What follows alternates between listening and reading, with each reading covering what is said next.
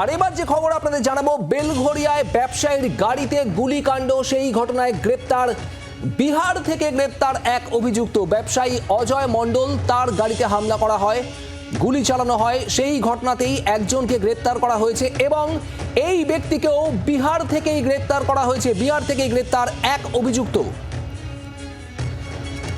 পিয়ালি মিত্র আমাদের প্রতিনিধি রয়েছেন আমাদের সঙ্গে সরাসরি। পিয়ালি, এই ঘটনা, যে ঘটনা বিহার থেকে গ্রেপ্তার করা হয়েছে একজন অভিযুক্তকে, তার সম্পর্কে কি খবর রয়েছে এখনো পর্যন্ত এবং সুবোধ সিং এর সঙ্গে তার কি কোনো যোগ রয়েছে?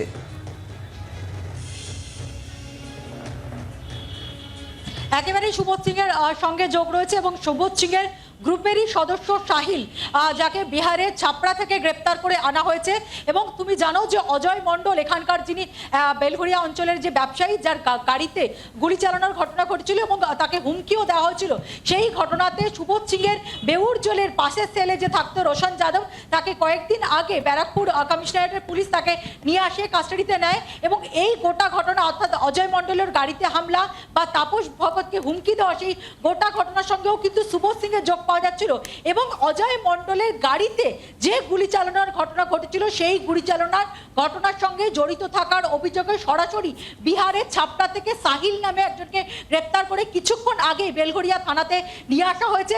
কিছুক্ষণ আগে আমরা দেখেছি যে সিআইডির একটা বড় টিম, যার মধ্যে এসএস ছিলেন, এসএস দেবশ্রী দত্তের নেতৃত্বে সিআইডির যে টিম, যাদের কাস্টাডিতে সুবোধ সিং রয়েছে এবং যারা তাপস ভগতের ওপর হুমকির ঘটনা এবং অজয় মণ্ডলের ওপর হামলার ঘটনা তদন্তও করছে, সেই মামলা সূত্রেই তারা এখানে মামলার অগ্রগতি জিজ্ঞাসাবাদ করতে তারা এখানে এসেছিলেন। ফলে যাবতীয় ঘটনা, ডাকাতি থেকে তোলাবাজি, হুমকি, এই সমস্ত ঘটনাগুলোর সঙ্গে কিন্তু সুবোধ সিং এর কানেকশন পাওয়া যাচ্ছে। এবং গুরুত্বপূর্ণ একটি তথ্য তোমাকে দিয়ে রাখি যে এই অজয় মণ্ডলের ওপর যে হামলার ঘটনা ঘটেছিল, তার গাড়িতে যে হামলার ঘটনা ঘটে, সিআইডি হেফাজতে থাকা সুবোধ সিং সেটা কিন্তু তার হামলার যে পরিকল্পনা তার ছিল, সেটা তিনি স্বীকার করেছেন। সিআইডি সূত্রের দাবি, তার যেটা বক্তব্য যে এই অজয় মণ্ডল সে এখানে প্রমোটিং করে এবং ভবিষ্যতে অজয় মণ্ডলকে তার কাজে লাগতো এবং অজয় মণ্ডলের বেশ কিছু জায়গায় প্রাণনাশের একটা সম্ভাবনা ছিল। এবং সেই কারণে তার দাবি যে অজয় মণ্ডলের উপর তিনি ইচ্ছা করে গাড়িতে হামলা চালান, যাতে এই ঘটনার পর তাকে নিরাপত্তা দেওয়া হয় এবং অজয় মণ্ডল সুরক্ষিত থাকলে ভবিষ্যতে তিনি কিছুটা লাভবান হতে পারেন।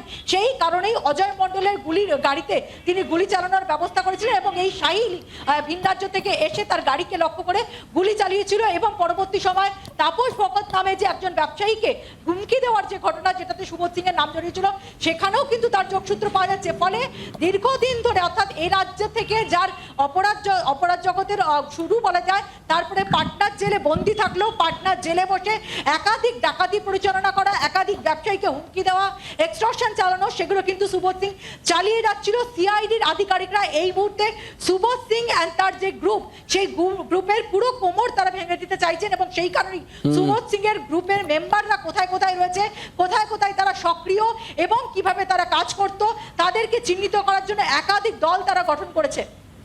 পিয়ালি, তুমি আমাদের সঙ্গে থাকো। আপনাদের আরো একবার জানাবো এই খবর, বেলঘরিয়ার ব্যবসায়ী অজয় মণ্ডল, তার গাড়িতে গুলি চালানোর ঘটনা, সেই ঘটনাতেই বিহারের ছাপড়া থেকে সাহিল নামে একজনকে গ্রেপ্তার করা হয়েছে এবং এই সাহিল সুবোধ সিং এর সঙ্গেই কাজ করত, মানে তাদের যে গ্যাং, সেই গ্যাংয়েরই অংশ এই সাহিল, এমনটাই জানা যাচ্ছে। এবং সাহিলকে গ্রেপ্তার করেছে পুলিশ।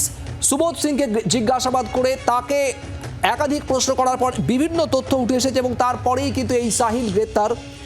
অজয় মণ্ডল যে ব্যবসায়ীর গাড়িতে গুলি চালানো হয়েছে, তার গাড়িতে গুলি চালানোর ঘটনার পিছনেও একটা সুস্পষ্ট পরিকল্পনা ছিল, যেমনটা পিয়ালি জানাচ্ছিল। পিয়ালি, ঠিক এই জায়গাতেই সুবোধ সিং এর বিষয়ে একটু জানতে চাইবো, তার কারণ সিআইডি হেফাজতে থাকাকালীন এই সুবোধ সিংকে জিজ্ঞাসাবাদ করছে সিআইডি এবং সুবোধ সিং এর বেঙ্গল কানেকশন, বাংলা থেকেই তার যাবতীয় কর্মকাণ্ডের শুরু, যেটা একটু আগে আমরা দেখাচ্ছিলাম। যদি আরো একটু বিস্তারিত জানাও, ঠিক কি কি জানা যাচ্ছে সিআইডি সূত্রে?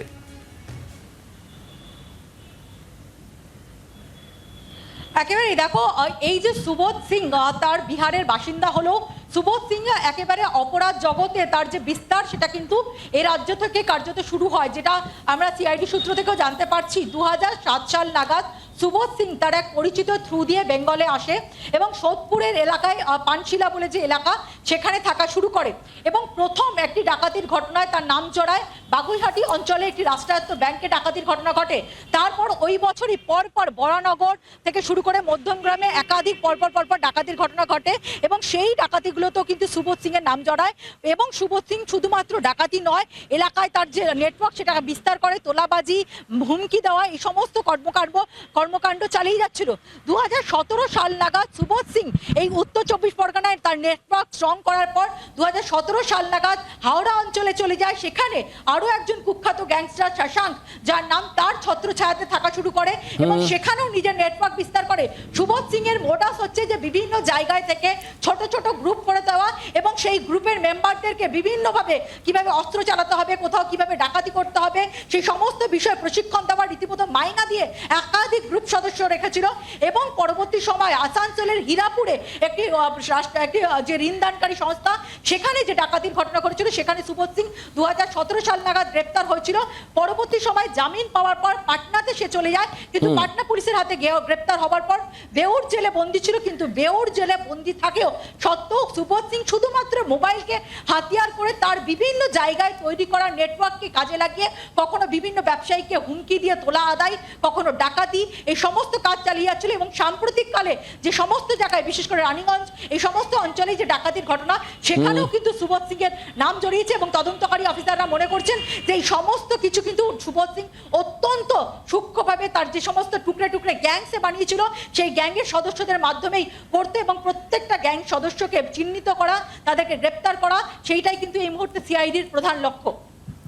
একেবারে ধন্যবাদ পিয়ালি। অর্থাৎ এই সুবোধ সিংকে জিজ্ঞাসাবাদ করে ইতিমধ্যেই সাহিলকে বাগে আনা গিয়েছে এবং এর পাশাপাশি সুবোধ সিংয়ের বিভিন্ন টুকরে টুকরে গ্যাং, তার টোটাল কর্মকাণ্ড, এই গ্যাংয়ের অন্যান্যদেরও হদিশ পেতে চাইছে পুলিশ তথা সিআইডি।